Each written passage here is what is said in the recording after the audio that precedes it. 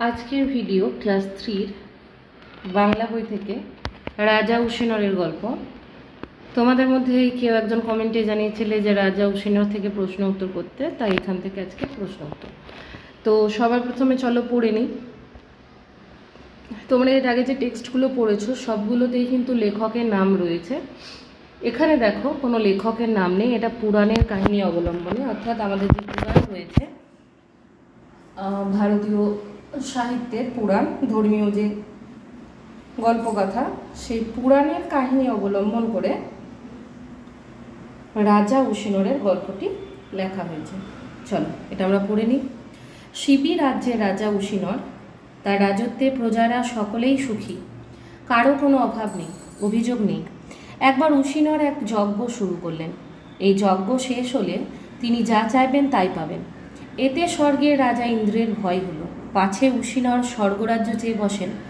এমত অবস্থায় দেবতারা সকলে পরামর্শ করতে বসলেন ইন্দ্রের সঙ্গে। আলোচনা আর শেষ হতে চায় না। এমন সময়ে সভায় উপস্থিত হলেন অগ্নিদেব। ইন্দ্র আর অগ্নি দুজনে চিন্তা করতে বসলেন কি করা যায়। অনেকক্ষণ পরামর্শের পর তারা দুজনে পাখির বেশ ধরে উঠলেন আকাশে, যাবেন শিবি রাজ্যে। অগ্নি হলেন পায়রা আর ইন্দ্র হলেন বাজ পাখির রূপ। পায়রারূপী অগ্নিকে তাড়া করলেন বাজরূপী ইন্দ্র। পায়রা প্রাণের ভয়ে আকাশে উড়তে লাগলো ও উড়তে উড়তে শেষ পর্যন্ত শিবি রাজ্যে এসে উশিনরের কোলে ঝাঁপিয়ে পড়ল। প্রাণের ভয়ে কাঁপতে কাঁপতে পায়রা বললে, মহারাজ, আপনি দয়া করে বাজের হাত থেকে আমাকে বাঁচান। সঙ্গে সঙ্গে বাজ পাখি পায়রাকে তাড়া করে নিচে নেমে এসে তাকে বললে, পায়রাকে ছেড়ে দিন মহারাজ। পায়রা উশিনরকে মিনতি করে বললে, আমি আপনার আশ্রয় প্রার্থনা করি মহারাজ। আশ্রিতকে রক্ষা করা ক্ষত্রিয়ের পরম ধর্ম। উশিনর পায়রাকে অভয় দিয়ে বললেন, তোমার কোনো ভয় নেই, আমার প্রাণ থাকতে আমি তোমাকে ত্যাগ করব না। এই কথা শুনে বাজ পাখি বললে, পাখি আমার খাদ্য, আমার গ্রাস কেড়ে নিলে আমার গ্রাস কেড়ে নিলে আপনার অধর্ম হবে। উশিনর বললেন, আশ্রিতকে রক্ষা না করাও তো পাপ, তাই বলে আমার আহার থেকে আমাকে বঞ্চিত করবেন মহারাজ? প্রশ্ন করল বাজ পাখি। উশিনর হেসে বললেন, না, তা আমি করতে পারি না। বাজ পাখি বললে, তাহলে পায়রাটা এক্ষুনি ছেড়ে দিন। আমি ক্ষুধার্ত, আহার না পেলে আমার মৃত্যু নিশ্চিত। আমি যদি মরি তাহলে এই মৃত্যুর জন্য আপনি দায়ী হবেন। রাজা বাজ পাখিকে সান্ত্বনা দিয়ে বললেন, তুমি যা বলেছ তা ঠিক। তোমার আহারের প্রয়োজন আছে, তোমার বাঁচাও দরকার, তবে পায়রাই তোমার একমাত্র খাদ্য নয়। এই পায়রার মাংস ছাড়া আর যে কোনো মাংস চাও তা আমি তোমাকে দিতে পারি। বাজ পাখি উত্তর দিল, একমাত্র পায়রার মাংস ছাড়া আর কোনো পাখি বা জন্তুর মাংস আমার খাদ্য নয়। পায়রাকে ফিরিয়ে দিয়ে আমার জীবন রক্ষা করুন। উশিনর জবাব দিলেন, পায়রাকে আমি ফিরিয়ে দিতে পারি না, তবে আর যা তোমার কাম্য থাকে তা আমি তোমাকে দিতে পারি, এমনকি আমার রাজ্য পর্যন্ত তোমাকে দিতে পারি। বাজ পাখি বললে, আমি ক্ষুধায় কাতর, রাজ্য নিয়ে কী করব? এখন আমার খাদ্যের প্রয়োজন। তবে পায়রা যদি আপনার এতই প্রিয়, তাহলে আপনার শরীর থেকে পায়রার ওজনে মাংস কেটে দিন, আমি না হয় তাই খেয়েই বাঁচি। রাজা বললেন, তাই হবে, আমি তাতেই রাজি। আমার শরীরের মাংস তোমাকে দান করব। রাজার কথা মতো তুলাদণ্ডের একদিকে পায়রাকে চড়ালেন আর অন্যদিকে অস্ত্র দিয়ে নিজের শরীরের মাংস কেটে কেটে দিতে থাকলেন, কিন্তু তবুও পায়রার ওজনের সমান আর হয় না। তখন বাধ্য হয়ে রাজা নিজেই তুলাদণ্ডের ওপর বসে পড়লেন, আর তখনই ইন্দ্র ও অগ্নিদেব বাজ পাখি আর পায়রার রূপ ত্যাগ করে রাজার সম্মুখে আবির্ভূত হলেন। তারা রাজার এই মহান ত্যাগ ও সত্যনিষ্ঠায় সন্তুষ্ট হয়ে তাকে দিব্য দেহ দান করলেন। এই ছিল তোমাদের টেক্সটের পড়া। মাত্র 4 মিনিট লাগলো। আমি যখন এগুলো পড়বো তখন ভালোভাবে তোমরা দেখে নিও একবার, কারণ শুনে আর একবার পড়লে তোমাদের মনে থাকবে বেশি। বেশ, ঠিক আছে, চলো অনুশীলনীতে যাই। একের দাগে তো রয়েছে শব্দার্থ, সবসময় তোমাদেরকে বলি শব্দার্থ ভালোভাবে তৈরি করে নিও। এবার রয়েছে দেখো 2-এর দাগের প্রশ্ন। আচ্ছা, আজকে সব প্রশ্নের উত্তরগুলোই করে দিয়েছি।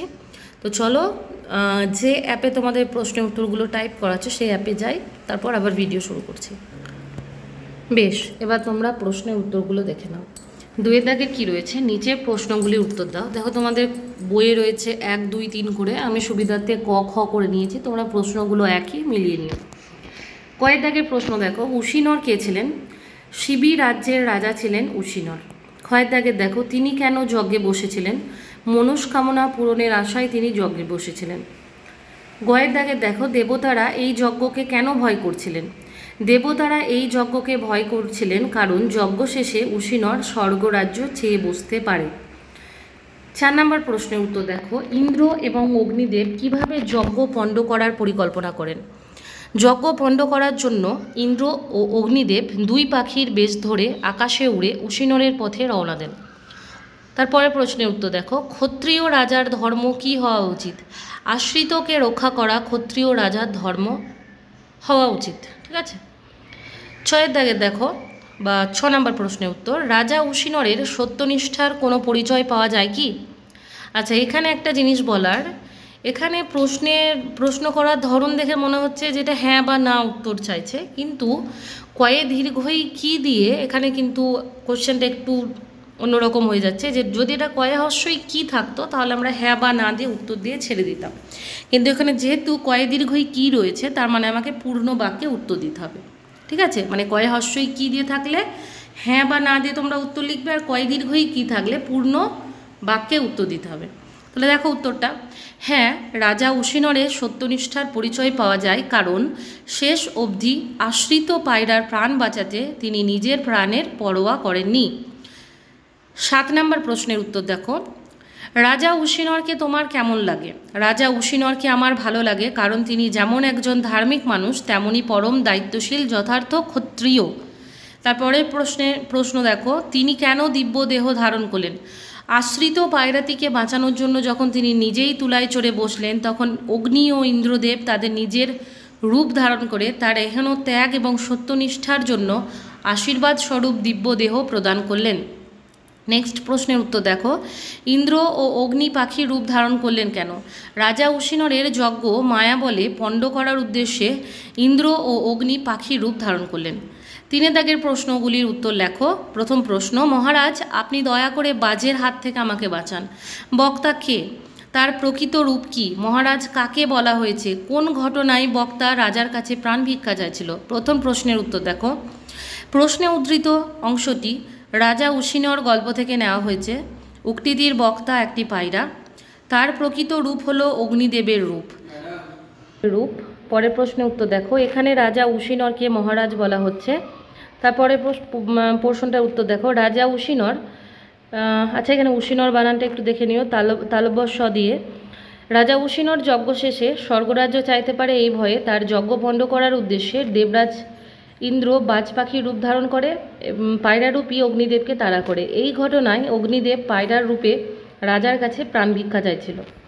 ক্ষয়ের প্রশ্নের উত্তর দেখো, পায়রাকে আমি ফিরিয়ে দিতে পারি না, তবে আর যা তোমার কাম্য তা আমি তোমাকে দিতে পারি। উক্তিটির বক্তাকে ফিরিয়ে না দেওয়ার কথা কাকে বলা হয়েছে? ফিরিয়ে না দেওয়ার কারণ কি? তিনি কি অন্য কিছু ফিরিয়ে দিয়েছিলেন? পরপর প্রশ্নগুলো উত্তর দেখো। প্রথম প্রশ্নের উত্তর, প্রশ্নে উদ্ধৃত অংশটি রাজা উশিনর গল্প থেকে নেওয়া হয়েছে। উক্তিটির বক্তা রাজা উশিনর। পরের প্রশ্ন দেখো, ফিরিয়ে না দেওয়ার কথা বলা হয়েছে বাজরূপী ইন্দ্রদেবকে। তার পরবর্তী প্রশ্নের উত্তর, ফিরিয়ে না দেওয়ার কারণ হলো পায়রাটি রাজা উশিনরের কাছে আশ্রয় প্রার্থনা করে, আর আশ্রিতকে রক্ষা করাই ক্ষত্রিয়ের প্রকৃত ধর্ম। লাস্ট পোর্শনটার উত্তর দেখো, পায়রাটির পরিবর্তে রাজা উশিনর পায়রাটির সমান ওজনের নিজের দেহের, এখানে নিজেদের হয়েছে, এটা নিজের দেহের মাংস বাজ পাখিকে ফিরিয়ে দিয়েছিলেন। 4 দাগে দিয়েছে উক্তিগুলির বক্তাকে। এখানে যে উক্তিগুলির বক্তাকে তোমাদের প্রশ্নে অনুশীলনীতে দেওয়া রয়েছে, এগুলোই যে আসবে তার কোনো কথা নেই। এগুলোর তো তোমরা ভালোভাবে প্রিপেয়ার করবেই, তাছাড়াও টেক্সটটা খুঁটিয়ে খুঁটিয়ে পড়বে, কারণ ক্লাস 3-তে সবসময় উক্তিকার এরকম একটা প্রশ্ন আসে দেখেছি। আচ্ছা, কয়ের দাগে দেখো, আমি আপনার আশ্রয় প্রার্থনা করি মহারাজ। বক্তা পায়রা, তোমার কোনো ভয় নেই, আমার প্রাণ থাকতে আমি তোমাকে ত্যাগ করব না। বক্তা রাজা উশিনর। গয়ের দাগে দেখো, পাখি আমার খাদ্য, আমার গ্রাস কেড়ে নিলে আপনার অধর্ম হবে। বক্তা বাজ পাখি। আশ্রিতকে রক্ষা না করাও তো পাপ। বক্তা রাজা উশিনর। ওর দাগে দেখো, আমি ক্ষুধায় কাতর, রাজ্য নিয়ে কি করব? বক্তা বাজ পাখি। 5 দাগে ঠিক শব্দটি বেছে শূন্যস্থান পূরণ করো। তারা দুজনে পাখির বেশ ধরে উড়লেন আকাশে। যেগুলো শূন্যস্থান সেগুলো অন্য কালার করে দিয়েছি দেখো। পায়রা প্রাণের ভয়ে আকাশে উড়তে লাগলো। আশ্রিতকে রক্ষা করা ক্ষত্রিয়ের পরম ধর্ম। রাজা কথা মতো তুলাদন্তের একদিকে পায়রাকে বসালেন। শুদ্ধ করে লেখো। দেখো শুদ্ধ করে বলে দিয়েছি। সন্তুষ্ট দন্ত শয়ে টয়ে আছে, এটা পেট কাটা মূর্ধন্য শয়ে টয়ে হবে। এখানে আশ্রিত বানানে দীর্ঘই আছে, যেটা হর্ষই দিয়ে হবে। ক্ষুধার্থ তয়ে রেপ, তয়ে তয়ে নয়। সান্ত্বনাতে দন্ত নয়ে তয়ের সঙ্গে একটা ব যুক্ত হয়। উশিনর তালবস্বয়ে দীর্ঘই উশিনর। তুলাদণ্ডে তয়ে দীর্ঘ যেটা আছে সেটা হবে তয়ে হর্ষৌ। আবির্ভূত হচ্ছে ভয়ে দীর্ঘ দিয়ে, যেটা তোমাদের প্রশ্নে দেওয়া আছে ভয়ে হর্ষৌ দিয়ে। তারপরে দেখো শূন্যস্থান পূরণ করতে বলেছিল যুক্তাক্ষর দিয়ে শব্দ তৈরি করতে।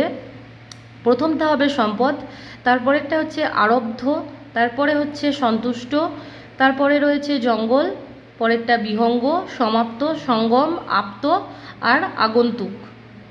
এই ছিল তোমাদের রাজা উশিনরের যে অনুশীলনী রয়েছে, অনুশীলনীর প্রশ্নোত্তর। আশা করি তোমাদের ভালো লাগবে। যদি কোনো সাজেশন দেওয়ার থাকে বা কোনো প্রশ্ন থাকে তোমরা কমেন্ট বক্সে জানাবে। পরবর্তী কোন টেক্সটের ওপর, কোন চ্যাপ্টারের ওপর তোমাদের ভিডিও হবে সেটা কমেন্টে আমাকে জানিও। ভালো লাগলে লাইক করো এবং বন্ধুদের সঙ্গে ভিডিওটা শেয়ার করে নিও।